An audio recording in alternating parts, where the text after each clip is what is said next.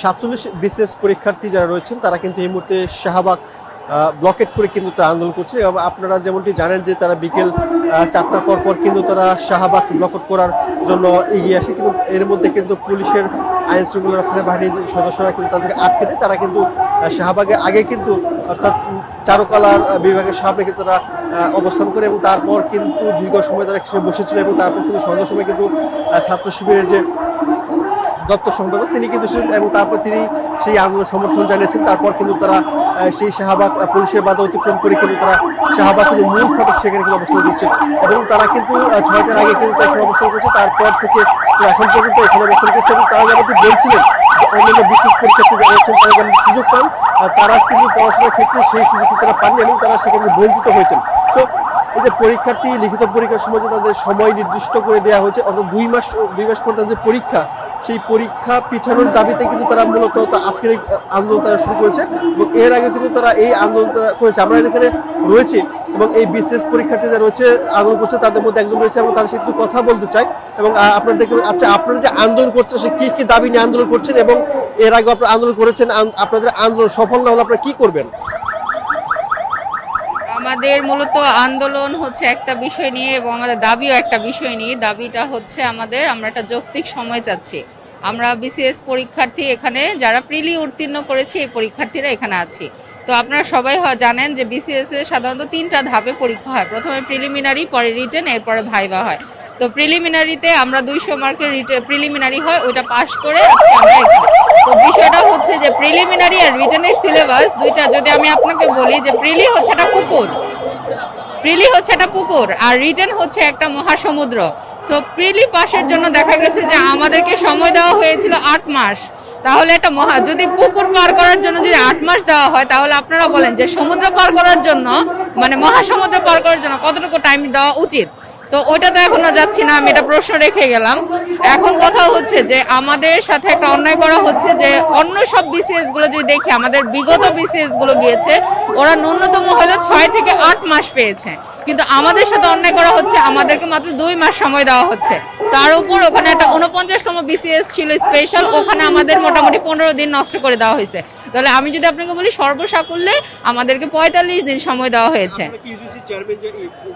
PSC chairman আমরা কথা বলেছি, আমরা কথা বলে তাকে স্মারকলিপি দিয়ে এসেছি। অনেক আমরা অহিংসভাবেই মানে আগাচ্ছি, কিন্তু উনি আমাদেরকে উপর পুলিশ দিয়ে লাঠিচার্জ করিয়েছে। মানে আমাদের পরীক্ষা উনি নেবে কিন্তু উনি আমাদের উপরে লাঠিচার্জ করছে।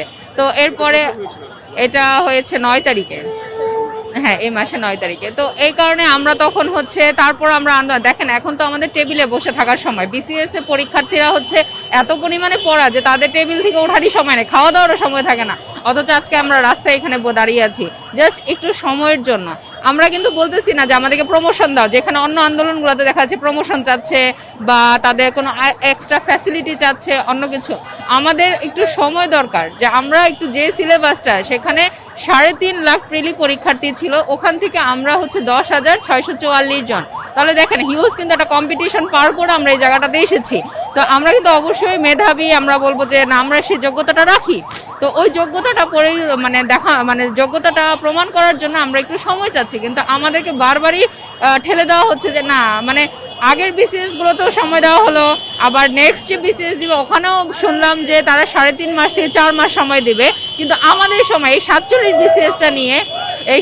বিসিএসটা নিয়ে কোনো একটা রাজনীতি হচ্ছে বা কিছু একটা হচ্ছে। তো আমরা এই অন্যায্য দাবিটাকে রুখে দেওয়ার জন্য আমরা একটা ন্যায্য দাবি নিয়ে এসেছি, আমাদের একটু সময় প্রয়োজন। দর্শক আপনারা যেমনটি শুনছিলেন, আসলে তিনি আন্দোলনকর্মী যিনি রয়েছেন তিনি যেমনটি বলছিলেন যে এই যে 47 বিশেষ পরীক্ষার্থী যারা রয়েছেন তাদের যে বৈষম্য, সেই বৈষম্যের কথা বলছেন, তারা যে পরীক্ষাতে সময় পাচ্ছে না সেই অভিযোগ কিন্তু করেছেন। এবং পিএসসি যে চেয়ারম্যান তাদের সাথে ওনারা কথা বলছেন, স্মারকলিপি দিয়েছেন। তারপর কিন্তু ওনাদের যে দাবি সেই দাবি কিন্তু এখন পর্যন্ত পূরণ হয়নি। এবং এই আন্দোলনকে ঘিরে কিন্তু এই মুহূর্তে শাহবাগ, আপনারা যেমনটি জানেন শাহবাগ কিন্তু খুবই গুরুত্বপূর্ণ একটি জায়গা এবং এই চারপাশে যে রাস্তাটি রয়েছে অর্থাৎ Dhaka medical, Paltan science lab এবং ফার্মগেটমুখী যে রাস্তাটা এই 4টি রাস্তা কিন্তু সম্পূর্ণরূপে বন্ধ হয়ে রয়েছে এখন, এবং এইখান দিয়ে কিন্তু কোনো রকম যান চলাচল এই মুহূর্তে যেতে পারছে না, এবং শুধুমাত্র অ্যাম্বুলেন্স ব্যতীত কিন্তু কোনো গাড়ি তারা চলাচল করতে দিচ্ছে না। এবং এই আন্দোলনের জন্য আমরা দেখেছি আমাদের পাশেই পুলিশ সদস্য যারা রয়েছেন তারা কিন্তু রয়েছেন, এবং আইন শৃঙ্খলা রক্ষাকারী বাহিনীর পুলিশ সদস্য রয়েছেন।